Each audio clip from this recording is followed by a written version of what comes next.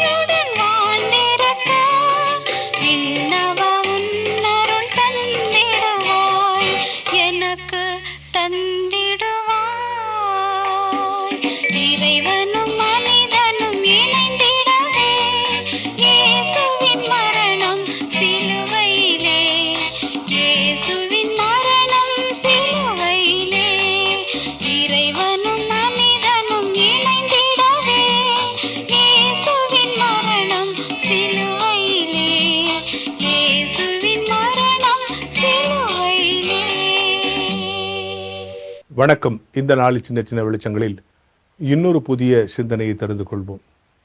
சோர்வுற்றிருக்கிற மனிதர்களை பார்த்து, விரக்தி அடைந்திருக்கிற மனிதர்களை பார்த்து, கவலைப்படாத, சந்தோஷமாயிரு அப்படின்னு சொல்லுகிற உற்சாக வாசகத்தை, இப்படி சொல்கிறத விட டோன்ட் வரி பி ஹாப்பி அப்படின்னு சொல்லுகிற உற்சாக வாசகத்தை நீங்கள் எல்லாரும் கேள்விப்பட்டிருப்பீங்க. அதாவது மகிழ்ச்சியாக இருக்க வேண்டியது என்பது மனிதனுடைய தேவைகளில் ஒன்று. அப்படியா? மனிதனுடைய எல்லா கவலைகளுக்கும் மருந்து மகிழ்ச்சி தான். ஆனால் அந்த மகிழ்ச்சியை எந்த மருந்தாலும் கொடுக்க முடியாது. இப்போ டாக்டர்கிட்ட போய் எனக்கு தலை வலிக்குது, வயிற்று வலிக்குதுன்னு மாத்திரை கேட்கணும். சார் மகிழ்ச்சியாக இருக்கிறதுக்கு ஒரு மாத்திரை கொடுங்கன்னா இந்த டாக்டர் அது கொடுப்பாரா?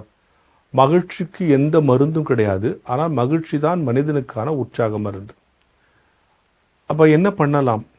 2 விஷயத்தை புரிஞ்சுக்கணும். ஒன்று, மகிழ்ச்சிங்கிறது இன்னைக்கு எப்படி மகிழ்ச்சி அடையணும்னு இங்கே நிறைய பேருக்கு தெரியல. எது மகிழ்ச்சிங்கிறதும் நிறைய பேருக்கு தெரியல, இல்லையா? நம்முடைய மகிழ்ச்சி இன்னொருவரிடத்தில் இருக்கிறது. நின் சந்தோஷத்தை அடுத்தவங்கிட்ட கொடுத்துடாத, அவனால தான் உன்னை சந்தோஷப்படுத்த முடியும்னு நினைக்கிற பொழுதெல்லாம் நம்ம தோல்வி அடைகிறோம். நம்முடைய மகிழ்ச்சிக்கான பொறுப்பை யாருக்கிட்டையும் கொடுத்துடக்கூடாது. அது நம்ம கையில் தான் இருக்குது. நம்மளவில் நாம் சந்தோஷமாக நம்ம வைத்துக் கொள்வது என்பது அவசியம். அப்படி மகிழ்ச்சியாக இருக்கிற பட்சத்தில் மகிழ்வான சிலர் நம்மை சுற்றி வருவார்கள். அந்த சூழலே மகிழ்ச்சியாகிவிடும். எனவே மனதின் மகிழ்ச்சி இழந்துவிடக்கூடாது என்பதுதான் எல்லா உளவியல் அறிஞர்களும் சொல்லுகிற ஒரு செய்தி. ஆனால் அது முடியாது. ஏன்னா நம்ம எல்லாருமே இந்த மகிழ்ச்சியை எங்கேயோ ஒன்று ஃபிக்ஸ் பண்ணிட்டு, அது இருந்தாதான், அவங்க இருந்தாதான், அவர் இருந்தாதான், அப்படி நடந்தாதான் மகிழ்ச்சி. நாமளாக மகிழ்ச்சிக்கு ஒரு ஃபார்முலா வச்சுக்கிறோம். எப்படி மகிழ்ச்சிக்கு மருந்தே கிடையாதோ, எப்படி மகிழ்ச்சி போல ஒரு மருந்து கிடையாதோ, அப்படி சிலரால் தான், சில விஷயங்களால் தான், சில இடங்களால் தான், சில பொருட்களை உட்கொள்வதால் தான் மகிழ்ச்சி என்கிற நம்முடைய பிரம்மையையும் மாற்றிவிட வேண்டும். ஆக மகிழ்ச்சி என்பது நம் கையில் இருக்கிறது. அதை தக்க வைத்துக் கொள்வதும் நம் கையில் தான் இருக்கிறது. மகிழ்ச்சி என்கிற சிறந்த மருந்து. பிற விஷயங்களை எல்லாம் உள்வாங்கி போட்டு நம்ம மனசை குழப்பிக்காம மனசளவில் நம்ம சந்தோஷமாக இருக்கிறது, சந்தோஷப்படுத்திக்கிறது அப்படிங்கிறது ரொம்ப முக்கியம். இந்த கடைசி நாள் இதை சொல்வதற்கான காரணம் என்னவென்று சொன்னால், பல்வேறு மனக்குழப்பங்களோடு ஒவ்வொரு நாளும் ஒவ்வொரு நாளையும் தொடங்கி முடிக்கிறவர்களை நாம் பார்க்கிறோம்.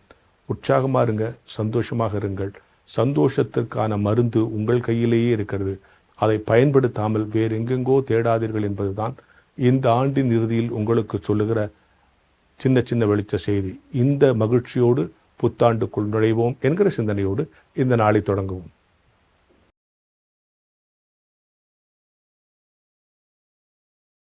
ஆண்டவராக இயேசு கிறிஸ்துவுக்குள் மிகவும் பிரியமான வான்மலர் நேயர்களே, தமிழன் டிவி வழியாக இந்த நிகழ்ச்சியை பார்த்து கொண்டிருக்கின்ற கிறிஸ்துவுக்குள் பிரியமான அன்பு சகோதர சகோதரிகளே, பெரியவர்களே, வாலிபர்களே, சிறு பிள்ளைகளே, உங்கள் அனைவருக்கும் ஆண்டவராக இயேசு கிறிஸ்துவின் பரிசுத்தமான திருநாமத்தினால் அன்பின் ஸ்தோத்திரம், நல்வாழ்த்துக்கள் தெரிவிப்பதிலே நான் மிக்க மகிழ்ச்சி அடைகின்றேன்.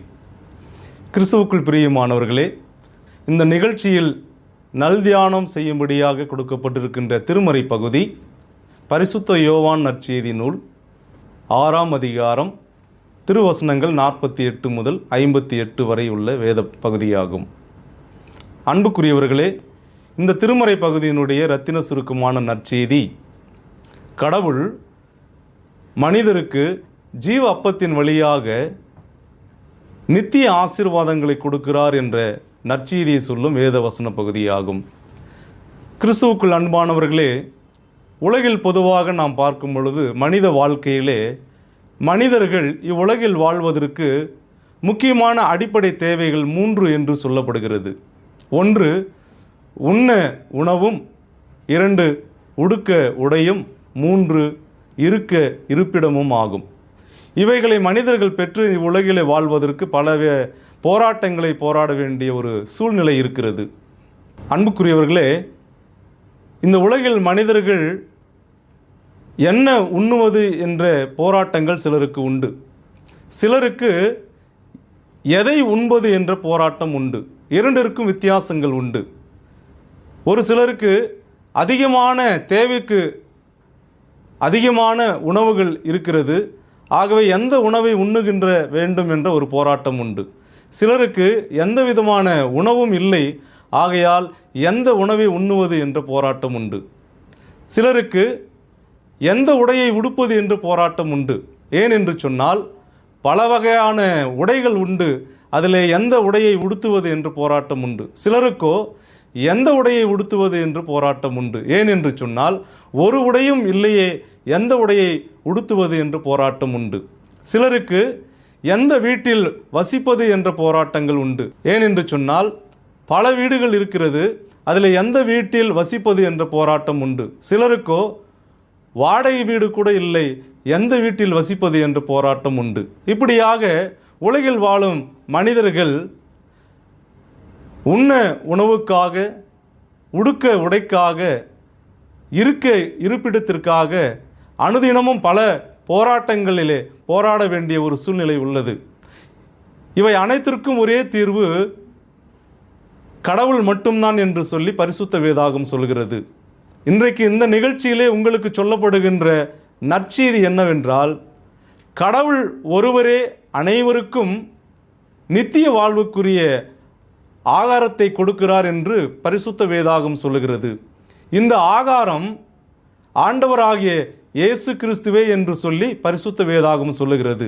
ஆகவே உலகில் வாழுகின்ற அனைவருக்கும் நித்திய வாழ்வின் ஆசீர்வாதத்தை கொடுக்கவே கடவுள் வானத்திலிருந்து ஜீவ அப்பமாகிய ஆண்டவராகிய இயேசு கிறிஸ்துவை இந்த உலகத்திலே அனுப்பினார். அவர் கல்வாரி சிலுவையிலே ஜீவ பலியாக ஒப்பு கொடுக்கப்பட்டதினாலே இந்த அழிந்து கொண்டிருக்கின்ற மனுகுலத்திற்கு கடவுள் அழியாத வாழ்வை கொடுக்கிறார் என்பதே நற்செய்தியாகும். இன்றைக்கு கடவுள் இந்த நிகழ்ச்சியின் வழியாக அனைவரையும் அழைக்கின்ற ஒரு உன்னதமான அழைப்பு என்ன என்று சொன்னால், நீங்கள் இந்த ஜீவ அப்பத்தை விசுவாசியுங்கள், இந்த ஜீவ அப்பத்தை புசியுங்கள், அப்பொழுது நீங்கள் அழியாத வாழ்வை பெற்றுக்கொள்வீர்கள் என்பதே ஆகும். அன்புக்குரியவர்களே, இஸ்ரவேல் மக்கள் இந்த ஜீவ அப்பத்தை குறித்து விசுவாசம் கொள்ளாமல் விவாதம் கொண்டார்கள். ஆகையினால் அந்த ஆசீர்வாதத்தை அவர்கள் இழந்து போனார்கள். இன்றைக்கு நாம் இந்த ஜீவ அப்பத்தை விசுவாசிப்போம், அதை பெற்றுக்கொள்வோம், அதன் வழியாக ஆசீர்வாதங்களை பெற்றுக்கொள்வோம். இந்த நிகழ்ச்சியை பார்த்து கொண்டிருக்கின்ற அன்புக்குரியவர்களே, நீங்கள் உங்களுடைய வாழ்க்கையில் இன்றைக்கு உணவுக்காக, உடைக்காக, இருப்பிடத்திற்காக, இந்த உலக வாழ்வுக்காக போராடி கொண்டிருக்கிறீர்களா?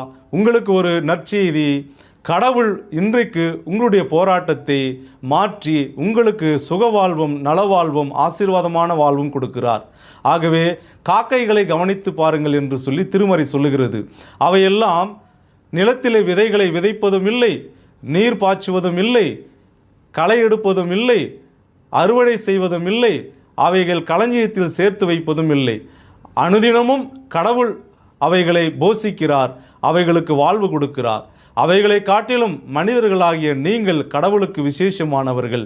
இன்றைக்கு கடவுள் உங்களுக்கு இந்த உலக வாழ்வுக்குரிய ஆசீர்வாதங்களையும் விண்ணுலக வாழ்வுக்குரிய ஆசீர்வாதங்களையும் கொடுக்க இன்றைக்கு கடவுள் நல்லவராக இருக்கிறார். ஆகவே இன்றைக்கு அன்புக்குரியவர்களே, நீங்கள் இந்த கடவுளில் விசுவாசம் வைத்து இந்த கடவுளை தேடும் பொழுது, இந்த கடவுளத்தில் நீங்கள் பிரார்த்தனை செய்யும் பொழுது, கடவுள் உங்களுக்கு இவ்வுலகத்திற்குரிய வாழ்வின் ஆசீர்வாதங்களையும் விண்ணுலக வாழ்வுக்குரிய ஆசீர்வாதங்களையும் நிறைவாக தந்து உங்களை ஆசீர்வதிக்க அவர் இன்றைக்கும் உங்களை அழைக்கிறார், உங்களை ஆசீர்வதிக்கிறார்.